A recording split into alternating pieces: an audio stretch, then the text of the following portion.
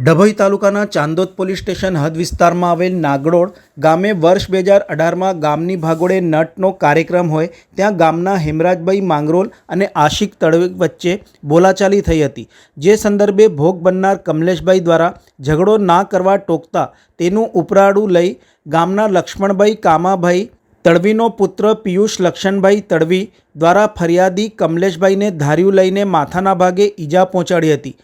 બાદમાં જ્યારે કમલેશભાઈને હોસ્પિટલ લઈ જતા હતા તે સમયે પણ લક્ષ્મણભાઈ અને તેના બંને પુત્રો પિયુષ અને મેહુલ સહિત અન્ય પરિવારના ઈસમોએ આવી કમલેશભાઈ તેમજ તેમના બે ભાઈ રાજેન્દ્રસિંહ વાઘેલા અને મનોહરસિંહ વાઘેલાઓને ગંભીર રીતે ઈજા પહોંચાડી હતી। સમગ્ર ઘટનાનો case Dabhoi additional district and session court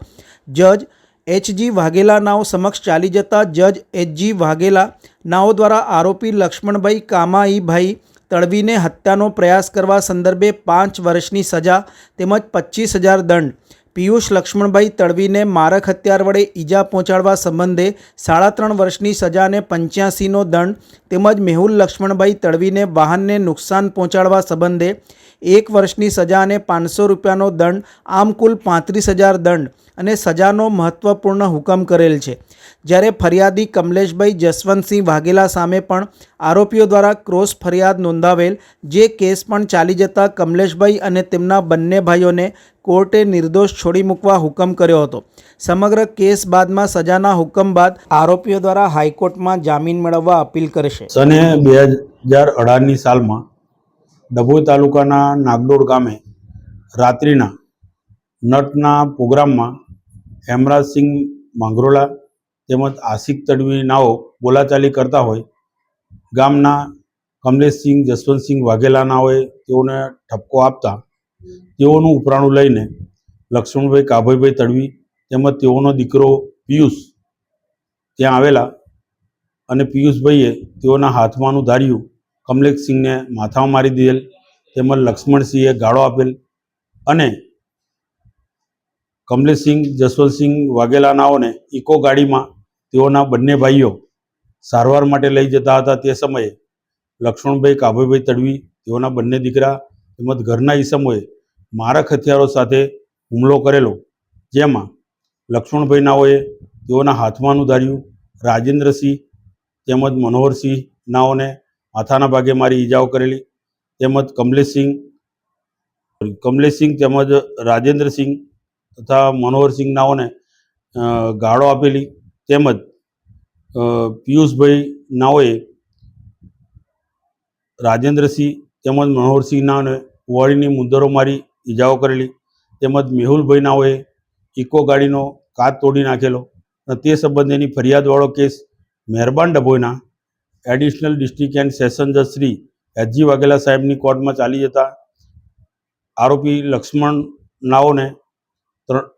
નાઓને જાનથી મારી નાખવા બદલ ઈજા કરવા સંબંધે 5 વર્ષની કેદ અને 25,000 દંડ તેમજ પિયુષભાઈ નાઓને ગંભીર ઈજા પહોંચાડવા તેમજ મારક હુમલો કરવા સંબંધે 2 વર્ષ 1 વર્ષ તેમજ 6 માસ તેમજ ₹5,000, 3,000 અને 500નો દંડ કરેલ તેમજ મેહુલભાઈ નાઓને નુકસાન કરવા સંબંધે 1 વર્ષની કેદ તેમજ 1,500 રૂપિયા દંડ મળી કુલ્લે 35,000 દંડ ભરવાનો હુકમ કરેલ છે। તેમજ આ દંડની રકમ આ 3 આરોપીઓ જમા કરાવેથી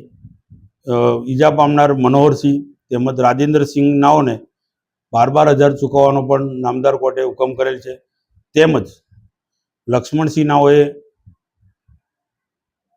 ઈજા પામનાર કમલેશસિંહ તેઓના બંને ભાઈઓ વિરુદ્ધ કરેલ ફરિયાદવાળો કેસ પણ સાથે ચાલતા તે કેસના કામે કમલેશસિંહ તેમજ તે બંને ભાઈઓને છોડી મૂકવાનો નામદાર કોર્ટે હુકમ કરેલ છે। ડભોઈ સેશન કોર્ટમાં અમારો 2018માં મારામારીનો કેસ થયો હતો, અમારી પર હુમલો કર્યો હતો અને તેમાં લક્ષ્મણભાઈ કાભાઈભાઈ તડવીનાઓએ અમારી પર હુમલો કરી અને અમોને 3 ભાઈઓને ઈજાઓ પહોંચાડી હતી અને તેમાં લક્ષ્મણભાઈને અને એમના 2 દીકરાઓને કોર્ટે સજા ફટકારી છે અને અમને નિર્દોષ જાહેર કર્યા છે. તેથી અમે ન્યાયતંત્રનો આભાર માની લાગણી અનુભવીએ છીએ.